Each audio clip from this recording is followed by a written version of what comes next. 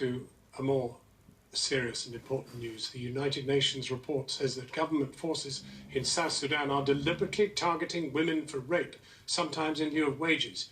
1,300 women were raped in just 5 months last year, in just one state in South Sudan. Yet UN attempts to address sexual crime in conflict areas were catastrophically undermined when UN peacekeepers themselves allegedly raped or sexually exploited at least 8 women and girls in the Central African Republic last year. Now, the official tasked with addressing these issues is Zainab Hawa Bangura. We'll hear from her in a moment. Putting girls in the open markets, stripping them naked for people to come and examine them. If barrel bombs and missiles produce visible destruction, sexual violence in conflict is the invisible horror of war. From the Democratic Republic of Congo to South Sudan, Iraq, and of course Syria, rape, sexual slavery, forced marriage are daily occurrences. I was told about a girl who for the last 4 years had been married off 22 times. Zainab Bangura, a former Sierra Leonean foreign minister and herself once a refugee, says her personal experience informs her mission. I also come from a country that went through 12 years of war. Former Foreign Secretary William Hague joined forces with film star Angelina Jolie to make combating sexual crime in conflict a British foreign policy priority. But little has improved.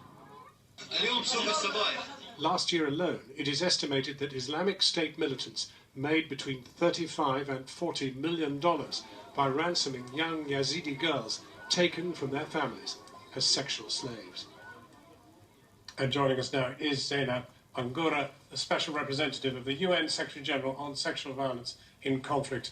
And could I start in Syria, because that is one of the latest of your reports. It does seem extraordinary that a group, ISIS, declaring itself to be some kind of a caliphate, somehow Islamic, can be guilty of these terrible crimes. What we have experienced and witnessed in Syria is unprecedented.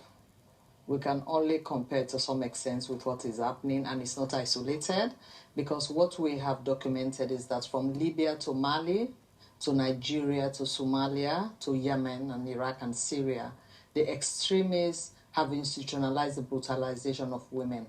It's part of their strategic objective. They use it to raise money. They use it to recruit young men. So it's taken it at a different level, and this is the reason why we have worked very hard in our office to ensure that in all of the counter-terrorism strategies that are being developed, as well as the prevention of extremism, you have to put in the heart of it the protection and empowerment of women. And the difficulty, as I mentioned in the introduction, is that, of course, the UN itself stands charged with some of this appalling activity. Well, this has been extremely sad for the Secretary General, and he's taken it as one of his top priorities and something that he will make sure as part of his legacy. He's actually created a high-level committee, steering committee, which I'm a member. He's appointed a coordinator, is in office. He's engaged the troop contributing countries, because these military who are committing the crimes, and under the agreements with the troop contributing countries, the UN cannot try them. They have to be tried in their countries. But you see, even the whistleblower in the case of the Central African Republic was disciplined